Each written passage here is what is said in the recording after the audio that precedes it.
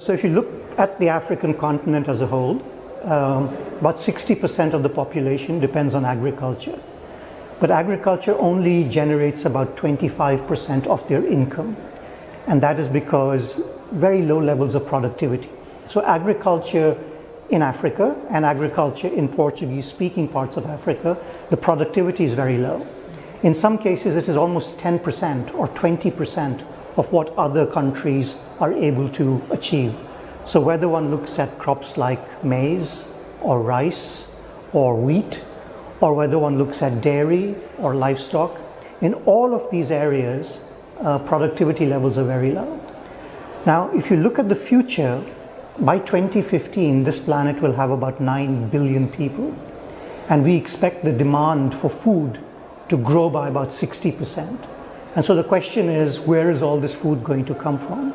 And so for me, agriculture and agribusiness presents a tremendous business opportunity, not just for Africa as a whole, but particularly for countries like Angola, Mozambique, Cape Verde, and other Portuguese-speaking countries which have a comparative advantage in agriculture.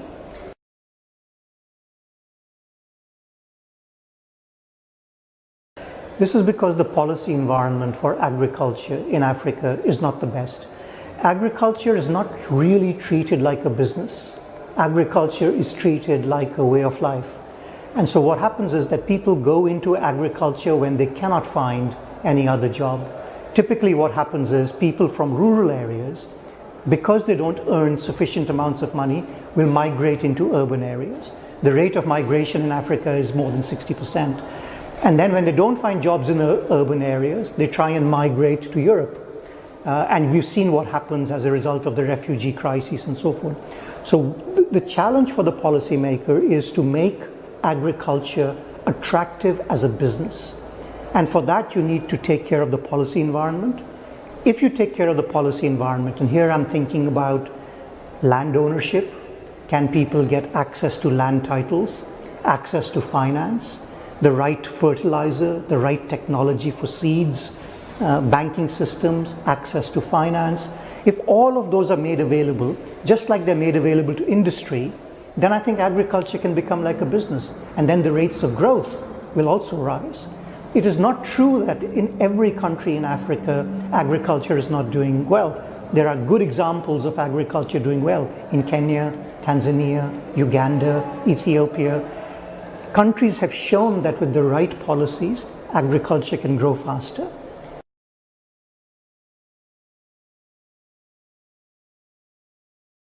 So firstly, across Africa, we plan to invest about $24 billion over the next 10 years on agriculture. Now, people tend to talk about Africa as if it is one country. It's not. It's actually 54 countries. Our individual programs in each country are dependent upon the demand coming for that country. So in response to your question, what are we doing in Portuguese-speaking countries? The demands coming from Angola are very different from demands coming from Cape Verde. The demands coming from Mozambique are also similarly very different. But the approach in each of these countries is to analyze what is causing the problem with agriculture. What is the constraint to agriculture? Is it a financing constraint? Is it a technology constraint? So for example, Angola has a comparative advantage in livestock. Right now, Angola imports beef. It imports livestock. Angola should be exporting. But the problem is that Angola does not have the certification needed to make sure that the quality of its meat can be exported into Europe. There's a lot of problem with disease. So what we could do is provide financing to a country like Angola to solve that problem. In other parts of Portuguese-speaking Africa, the yields still remain very low. There are countries that grow maize, for example. In several parts of Africa, the yields on maize are just 1 ton per hectare, right? In other parts of the world, you can do 7, 8 tons per hectare. So we like to go into the country and ask, why is it that your yields are so low? Are you using the wrong type of seeds? Are you not using enough fertilizer? Are your farmers not wanting to invest because they don't own title to the land? So depending upon the nature of the problem, we can provide financing to support the government and the private sector to solve that problem. There is another set of problems also. Africa tends to export raw commodities. So you take a commodity like cocoa, for example. The global market for cocoa is $80 billion. Africa only gets 10 billion. 70 billion goes to the rest of the world. Why? Because Africa exports cocoa in its raw form. It doesn't process it. It doesn't make chocolate. It's only when you go ahead and add value that the price goes up. And therefore people are able to get more money for what they're growing. So what we are planning to do is to help countries start adding value. And so we can provide resources for that. So like I said, about 2 to 2.5 billion US dollars a year across the continent.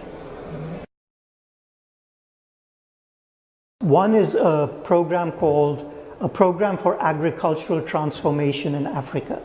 This program essentially provides better access. It's called TAT, T-A-A-T, and essentially this program provides better access to seeds, better access to fertilizer, better access to financing. There's another program that's called Enable Youth. And here the key challenge is, there's a huge unemployment problem in Africa. Africa right now is creating only about 3 million jobs per year. It needs to create 10 to 12 million jobs per year. So the gap between what it can generate in terms of jobs and what it generates is about 7 to 8 million jobs a year. And these are all young people who are looking for jobs. And we think that about 60% of these jobs will come from agriculture. So we've got projects which say, how do we train the young people of Africa so that they become skilled farmers and they start looking at farming as a business opportunity? And then how, once they have the skills, do we give them access to technology through the TAT program, access to financing, so that they're able to become agricultural entrepreneurs or agropreneurs, as we are calling them.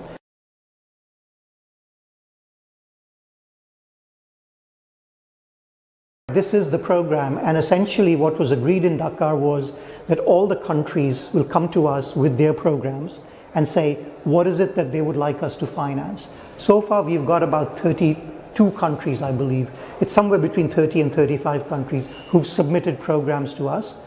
The biggest challenge everyone has expressed is the challenge of the youth unemployment, and how do we get the young people interested in agriculture again? Africa has 60% of the world's arable land that is available for cultivation. It has a lot of sunshine, has a lot of water, and yet Africa imports food.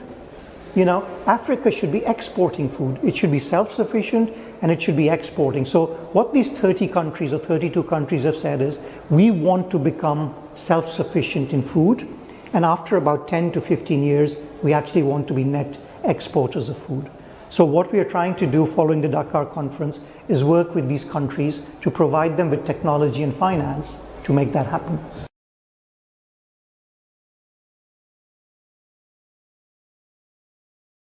So it's, as I mentioned earlier, when people don't find jobs in rural areas, they migrate to urban areas. And this is creating a tremendous pressure on all the cities in Africa, which are growing very, very rapidly. The rate of urbanization in Africa is among the largest in the world. So the challenge is for us to create the kind of environment where the people want to stay and work in rural areas. And right now that environment is just not there. If we can slow the rate of urbanization, in fact, if agriculture is successful, we should be able to reverse the rate of urbanization, because what is happening is, as I told you, people are going from rural areas to urban areas, and it's not as if they're finding jobs there. And when they don't find jobs in urban areas, they try and take a boat and cross the Mediterranean, and often with very disastrous results.